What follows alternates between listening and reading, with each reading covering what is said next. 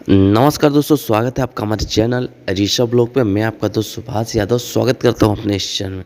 तो जी हाँ दोस्तों, पवन सिंह का एक नया सॉन्ग आ रहा है जिसका नाम है पुदीना 2 हसीना ए दीवाना।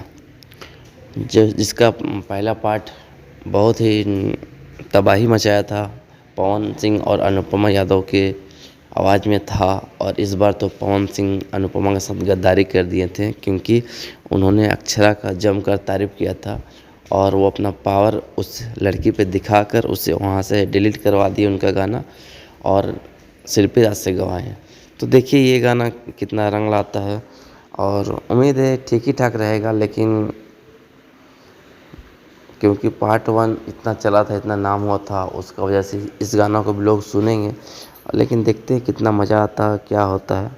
इसमें आपको रवि पंडित मिल जाएंगे देखने को और पवनवा तो है ही, और एक दो कौन कौन चुटपुंजिया है मैंने उतना ध्यान से देखा नहीं, क्योंकि वो अनुपमा के साथ ऐसा किए तो मन छोटा हो जाता है ना। इतना बड़ा पावर स्टार और एक लेडीज़ पे अपना पावर दिखाना, ये गलत बात है। चलिए मिलते हैं अगली वीडियो में, तब तक के लिए इजाज़त दीजिए। जय हिंद, जय बिहार, जय भोजपुरी। यदि आप हमारे चैनल पर नए हैं तो चैनल को सब्सक्राइब जरूर करिएगा। मिलते हैं अगली वीडियो में।